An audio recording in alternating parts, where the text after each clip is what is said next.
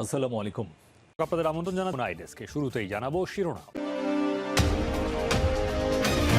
পুরোদমে Israel Iran যুদ্ধ চলছে, জানিয়ে দিব আমাদের হাতে থাকা সর্বশেষ যুদ্ধের গুরুত্বপূর্ণ আপডেট। আলহামদুলিল্লাহ, ইহুদিবাদী ইসরায়েলের বিরুদ্ধে একা নয় ইরান, পেছনে আছে পারমাণবিক মহাশক্তিধর দুই দেশ রাশিয়া এবং চীন। এরপর জানিয়ে দিব ইরানের উপপররাষ্ট্রমন্ত্রী ইসরায়েলকে হুঁশিয়ারি দিয়ে বললেন, হামলা করলে সেকেন্ডের মধ্যে ইসরায়েলকে উড়িয়ে দেয়া হবে। তিনি বলেছেন, ইসরায়েল যদি ভুলেও ইরানের দিকে আবার হামলা চালায়, কয়েক সেকেন্ডের মধ্যে ইহুদিবাদী ইসরায়েলকে উড়িয়ে দিবে ইরান। এ সময় তিনি বলেছেন, প্রথমবারে হামলার জবাব দিতে 12 দিন অপেক্ষা করতে হয়েছে, কিন্তু এবার 12 সেকেন্ডে ইসরায়েলকে ধূলিসাৎ করে দেয়া হবে।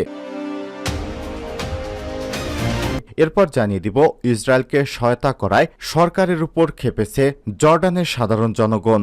ইরানের মাটি থেকে প্রথমবারের মতো 2300 কিলোমিটার পাড়ি দিয়ে ইহুদিবাদী ইসরায়েলে হামলা চালিয়েছে ইরান। এই হামলায় 300-রও বেশি ড্রোন এবং ক্ষেপণাস্ত্র ছোড়া হয়েছে, তবে এগুলোর বেশিরভাগই ইসরায়েলে পৌঁছানোর আগেই ভূপাতিত করেছে বিভিন্ন শক্তি। এর মধ্যে মুসলিম রাষ্ট্র হয়ে জর্ডানের সরকার ইরানের অনেক ক্ষেপণাস্ত্রই জর্ডানের আকাশ থেকে ধ্বংস করেছে। এর জেরে খেপেছে ওই দেশের সাধারণ জনগণ। তারা জর্ডানের সরকারের পদত্যাগ চাইছেন।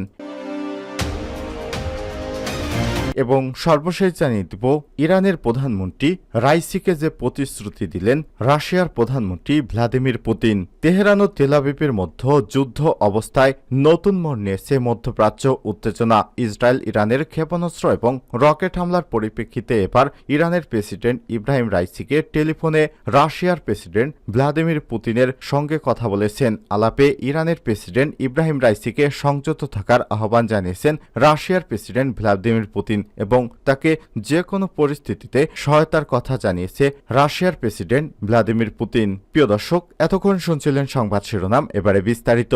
তবে তার আগে বন্ধুরা, আপনি কোন জেলা থেকে আমাদের সংবাদটি দেখছেন কমেন্ট করে জানিয়ে দিন এই সংবাদ সম্পর্কে আপনার মূল্যবান মতামত। প্রিয় দর্শক, আপনি যদি আমাদের চ্যানেলে নতুন হয়ে থাকেন, ভিডিওটি দেখতে দেখতে চ্যানেলটি সাবস্ক্রাইব করে রাখুন, যাতে করে যুদ্ধের আপডেটগুলো সবার আগে আপনার কাছে পৌঁছে যায়। হ্যাঁ দর্শক, জানিয়ে দিন কমেন্ট করে এই যুদ্ধ সম্পর্কে আপনার মূল্যবান মতামত। এই ইহুদিবাদী যুদ্ধে আপনি কোন পক্ষ নিচ্ছেন সেটি কমেন্ট করতে ভুলবেন না। আর আপনার বন্ধুদের মাঝে এই সংবাদটি ছড়িয়ে দিন, ফেসবুকে এই সংবাদটি শেয়ার করে দিন, যাতে করে পুরো দেশবাসী জানতে পারে এই সত্য সংবাদটি। ইসরায়েলের বিরুদ্ধে একা নয় ইরান, পেছনে আছে রাশিয়া এবং চীন। ইরানের কনসুলেটে ইসরায়েলের হামলা এবং ইসরায়েলের উপর ইরানের পাল্টা আক্রমণ, সর্বশেষ ইসরায়েলের বদলা নেয়ার হুমকি, এই ঘটনা প্রবাহে উত্তপ্ত হয়েছে মধ্যপ্রাচ্যের যুদ্ধ পরিস্থিতি। এই অঞ্চলের দেশগুলো বেশিরভাগই ইরানের পক্ষ নিলেও পশ্চিমা দেশগুলো অনেকেই আবার ইসরায়েলের পক্ষ নিয়েছে। এমন অবস্থায় খ্রিস্টানরা অবশ্যই ইহুদিবাদী নেতানিয়াহু ইসরায়েলের পক্ষ নিবে স্বাভাবিক, তবে মুসলিম ভাই বোনেরা সবাই কিন্তু ইরানের পক্ষই নিয়েছে। এমন অবস্থায় পর্দার আড়ালে ইরানের শক্তি হিসেবে দাঁড়িয়েছে আরও দুই পরাশক্তি, পারমাণবিক শক্তিধর ভয়ঙ্কর দুই দেশ রাশিয়া এবং চীন। ইরানের পক্ষে এই দুই দেশের সমর্থনের বড় প্রমাণ হল ইসরায়েলের উপর হামলার মিসাইল গাইডেন্স সিস্টেম হিসেবে ইরান যেমন চীনের বেইদু স্যাটেলাইট নেভিগেশন সিস্টেম ব্যবহার করেছে, এর পাশাপাশি ব্যবহার করেছে রাশিয়ার গ্লোনাস সিস্টেম। এছাড়াও আগে জানা গিয়েছিল রাশিয়ার সাথে ইউএভি মনুষ্যবিহীন বিমান তৈরির গবেষণা চালাচ্ছে ইরান। এ ধরনের কিছু ইউএভি ব্যবহার করেছে ইসরায়েলে হামলার সময়। গত 1 এপ্রিল সিরিয়ার রাজধানী দামেস্কে ইরানের কনসুলেটে যুদ্ধ বিমান থেকে হামলা চালায় ইহুদিবাদী ইসরায়েল। এতে ধ্বংসস্তূপে পরিণত হয় ইরানের কনসুলেট ভবনটি। হামলায় নিহত হয় দেশটির শীর্ষস্থানীয় 2 জেনারেল সামরিক কর্মকর্তা সহ অন্তত 7 জন। জবাবে গত শনিবার ইসরায়েলকে লক্ষ্য করে একযোগে 300টিরও বেশি ড্রোন এবং ক্ষেপণাস্ত্র হামলা চালিয়েছে ইরান। তবে অত্যন্ত খুশির বিষয় হল প্রায় 2314 কিলোমিটার দূর থেকে ইরান এই হামলা চালিয়েছে। ইরানের এই হামলায় সরাসরি মিসাইলগুলো ইসরায়েলের বুকে আঘাত করেছে। তছনছ হয়ে গেছে ইহুদিবাদী ইসরায়েল নেতানিয়াহুর কলিজা। ইরানের হামলার জবাবে এবার দেশটি পাল্টা হামলার পরিকল্পনা চূড়ান্ত করেছে। তবে অনেকেই বলছে নেতানিয়াহুর এ ধরনের হাঁসফাঁস আসলে লোককে দেখানো। নেতানিয়াহুর এত শক্তি নেই যে ইরানে হামলা করার মতো সাহস রাখে। বলে রাখা ভালো, 1 এপ্রিল ইসরায়েলে হামলার পর থেকেই পাল্টা আক্রমণের হুঁশিয়ারি দেয় ইরান। 13 এপ্রিল ইসরায়েলের উপর ইরানি হামলার দিন দুয়েক আগেই আবার রাশিয়ার উপপররাষ্ট্রমন্ত্রী সের্গেই রিবাকভ এক বিবৃতিতে জানিয়েছে, মধ্যপ্রাচ্যে চলমান পরিস্থিতিতে ইরানের সাথে যোগাযোগ রাখছে রাশিয়া। ইসরায়েলের সাথে পশ্চিমা দেশগুলোর আতাতের ফলেই অশান্তি তৈরি হয়েছে এমন ইঙ্গিত দিয়েছিলেন তিনি।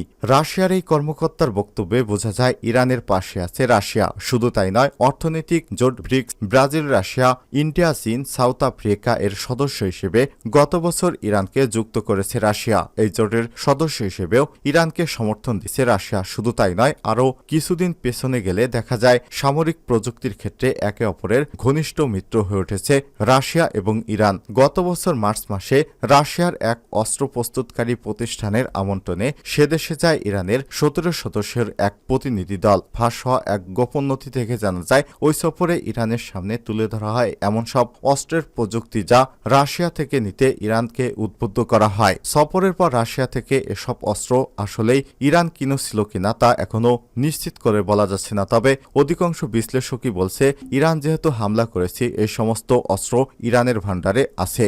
2022 সালে ইউক্রেনের বিরুদ্ধে যুদ্ধে রাশিয়াকে ড্রোন এবং ক্ষেপণাস্ত্র সরবরাহ করতে সম্মতি জানায় ইরান। এর বিনিময়ে রাশিয়া থেকে তারা নেয় উন্নত মানের যুদ্ধবিমান এবং আকাশপথে নিরাপত্তার প্রযুক্তি, যার সাহায্যে ইসরায়েল এবং পাশ্চাত্যের দেশগুলোর সাথে হাড্ডাহাড্ডি লড়াইয়ে অবতীর্ণ হতে পারবে মধ্যপ্রাচ্যের এই শক্তিশালী মুসলিম দেশ ইরান। বর্তমান পরিস্থিতিতে রাশিয়ার সাথে ইরানের মৈত্রী এবং আরও গুরুত্বপূর্ণ চোখে দেখার সময় এসেছে। ওয়াশিংটনের গবেষণা প্রতিষ্ঠান হাডসন ইনস্টিটিউটে জ্যেষ্ঠ ফেলো কান কাসাবগুলো বলেন, রাশিয়ার বিমান বিধ্বংসী ক্ষেপণাস্ত্র এবং অন্যান্য প্রযুক্তি যদি ইরান কাজে লাগায়, তবে ইসরায়েল হামলা করলে তাদের দাঁত ভাঙা জবাব দিতে পারবে ইরান। ইসরায়েলে ইরানের হামলার পরই ইরানকে সরাসরি সমর্থন না জানালেও চীন জানিয়েছে, মধ্যপ্রাচ্যের এই উত্তপ্ত পরিস্থিতির উপর নজর রাখছে তারা। দেশটির পররাষ্ট্র মন্ত্রণালয়ের এক বিবৃতিতে বলা হয়েছে, মধ্যপ্রাচ্যের ক্রমশ অস্থিতিশীল পরিস্থিতি নিয়ে তারা গভীরভাবে উদ্বিগ্ন। উভয় পক্ষকেই ধৈর্য ধরার আহ্বান জানিয়েছে চীন। এছাড়াও মধ্যপ্রাচ্যের আঞ্চলিক শান্তি নিশ্চিত করতে বিশ্বকে আহ্বান জানায় তারা।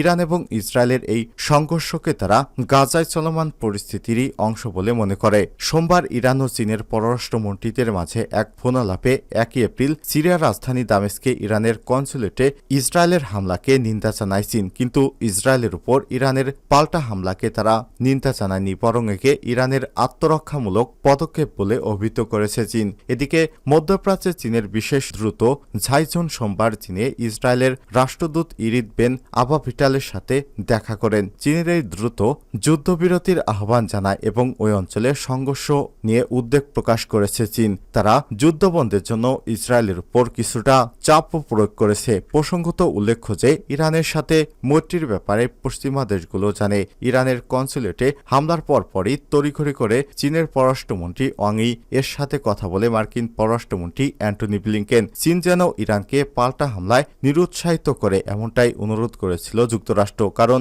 ইরান ইসরায়েলের মধ্যে বড় ধরনের সংঘর্ষ এমনকি যুদ্ধ শুরু হলে তার ফলাফল যুক্তরাষ্ট্র বা ইউরোপের কারোর জন্যই ভালো ফল বয়ে আনবে না। কিন্তু চীন সেটি নিষেধ করেনি। চীন বলেছে তাদের আত্মরক্ষার সুযোগ রয়েছে, তাদের নিজস্ব প্রযুক্তি আছে, তারা বিশ্বকে দেখাক যে তাদের হাতেও শক্তি আছে। রাশিয়া ও চীন মিত্র হিসেবে পাশে থাকায় ঠান্ডা মাথায় এবং সূক্ষ্মভাবে ইসরায়েলে হামলা করতে পেরেছে ইরান, এবং হামলা শেষে দেখা গিয়েছে এতে ইরানের যত না আর্থিক খরচে ইসরায়েলের তার থেকে প্রায় 38.5 গুণ বেশি ক্ষতি হয়েছে। শুধু তাই নয়, মধ্যপ্রাচ্যে ইসরায়েল এবং তাদের মিত্র যুক্তরাষ্ট্রের অবস্থান এক ধাক্কায় নড়বড়ে করে দিয়েছে ইরানের এই হামলা। যুক্তরাষ্ট্র ইতিমধ্যেই প্রমোদ গুনছে, জানিয়ে দিয়েছে ইরান আবারও আক্রমণে তারা ইসরায়েলের পাশে থাকবে না। এছাড়াও ইরানের সেনাপ্রধান মোহাম্মদ বাঘেরি জানিয়েছে, ইসরায়েলের সাথে হাত মিলিয়ে আবার ইরানে হামলা করলে যুক্তরাষ্ট্রকে ছেড়ে কথা বলবে না ইরান। মধ্যপ্রাচ্যে যত মার্কিন সামরিক ঘাঁটি আছে সবগুলোকে শত্রু ঘাঁটি হিসেবে হামলা করবে ইরান।